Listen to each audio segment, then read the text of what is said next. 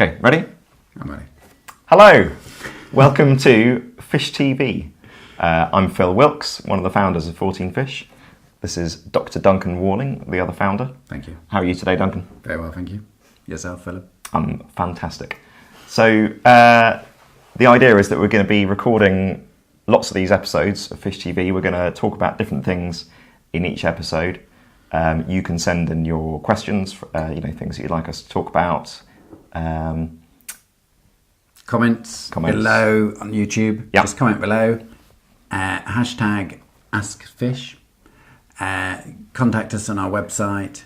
Actually, hashtag AskFish. Do you like that? No. No, I was just thinking. I think just hashtag Fish TV. Well, to be honest, we don't get many tweets. So if you just tweet us, Brilliant. we'll probably see Mention it. us, 14Fish, at 14Fish. We're not going to struggle. Contact us on our website. Send us a video, anything. As Phil's saying, it's a new concept. We're not sure how it's going to work. We're going to run with it at the moment. And hopefully have a bit of fun, but hopefully be informative at the same time. Definitely. It's important. We haven't got any questions yet because, of course, this is the first episode. Should we do some sort of title to start it off or something like that? What do you think? I'll mention the question and then we'll do it. Okay. So something we get asked a lot is, what is reflection? Like that. Nice. So Duncan, of course, used to be a GP, and you were part of the Revalidation pilot in Wessex, is that right? That's right. So as Phil he's says, a bit of an expert on this sort of thing. So could you sum up for us what is reflection? I think with appraisals coming in, and then certainly with revalidation for both doctors and nurses, one of the things professionals get hung up a lot because it's new is what is reflection. Of course, we know it's looking in the mirror, but actually that's quite a good analogy because reflection and what appraisers want to see, whether that's doctors or nurses, or any health professional really, is the ability for someone to be able to reflect, to be able to look and say, how has this learning affected me? So reflection is really saying, how is it going to change my practice? I've been on a course, or I've learnt this bit of information, I've read this article.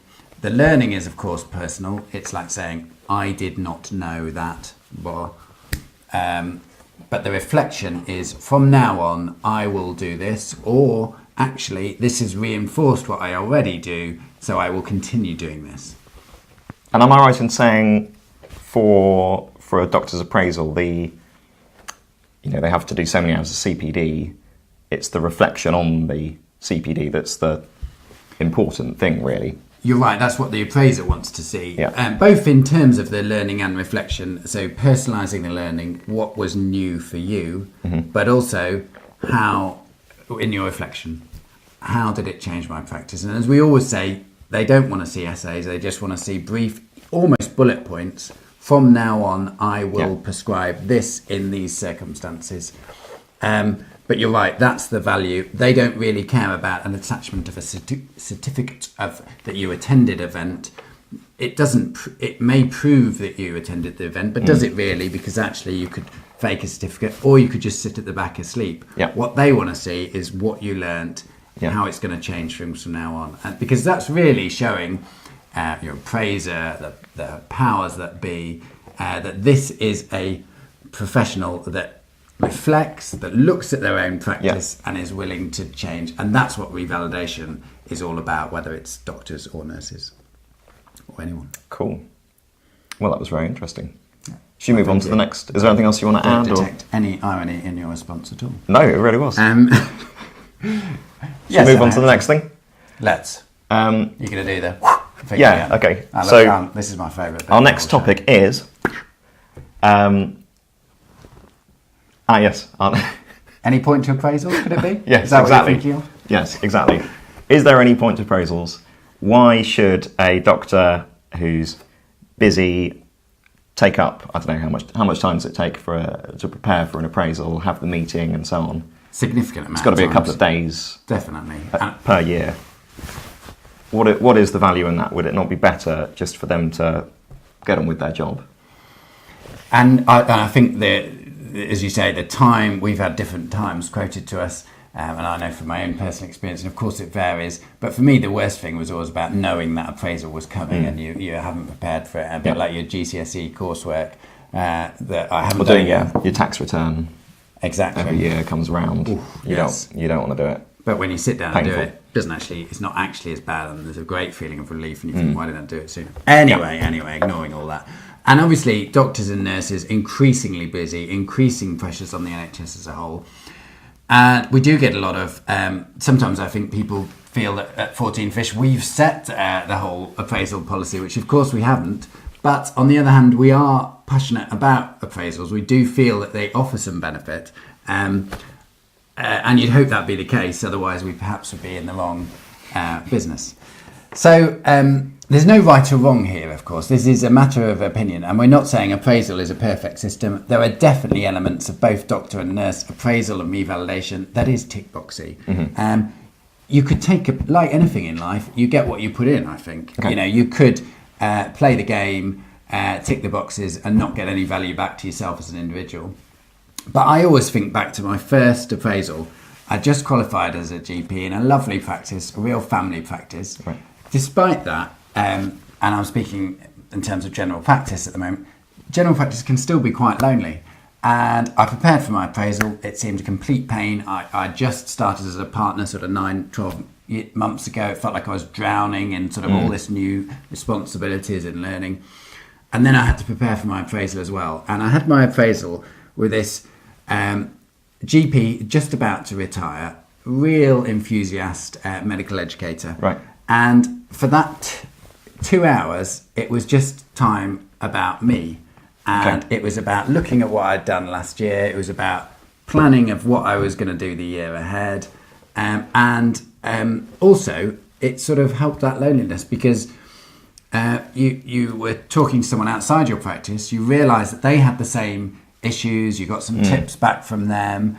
And so it was really valuable for me. And actually, I came out infused. Yeah. Of course, next year it was still a pain, and the years after. Yeah. But there was almost invariably, for my appraisals, I still valued the looking back on the year and stepping back really and saying, well, actually, this is my development or my education that I'm going to concentrate on for the next year. Yeah. This is what, and I'm reflecting on actually what I'd achieved. Because when you head down, every day's busy, it's very difficult to step back. And I think it does give you an opportunity to do that. That's one of the reasons I believe and passionate about appraisals and the value. So I hope that's useful. I was at a feedback session last week for nurses. They'd done a pilot scheme here in Wessex where they trained up nurse appraisers and they'd had volunteer appraisees for nurses, and on the whole that was external appraisers. And the messages coming out of that were hugely positive, and for exactly the same reasons I've just spoke about, that it was having time that was about them. It was that reflection, but also connecting with someone outside the practice. And, despite when you work in hospital or in a GP surgery, you're in teams and quite close teams, it can still be lonely. And I think that external connection is hugely valuable as well. Yeah, and like you say, just time focusing on you and what you want to change about your practice for the next year, that sort of thing. Yes. Great.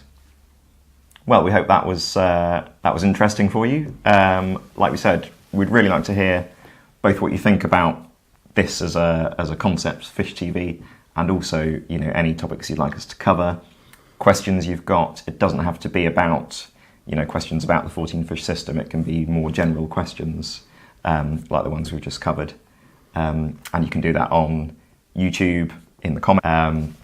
Or just tweet us. We're on Facebook. You can contact us there. You can contact us through the website.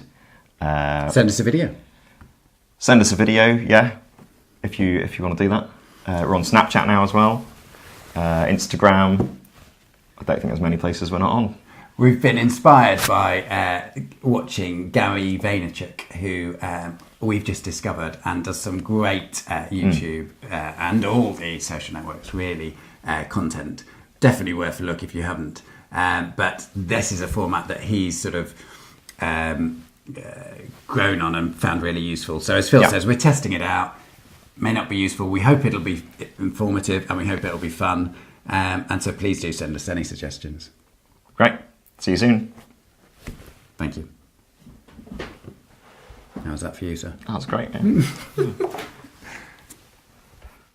Fish TV studio, ready to roll. Booyakasha. Here's the list. With you? Yeah. One episode to cover 2 topics. Phil, do you know what you're saying? He's a star.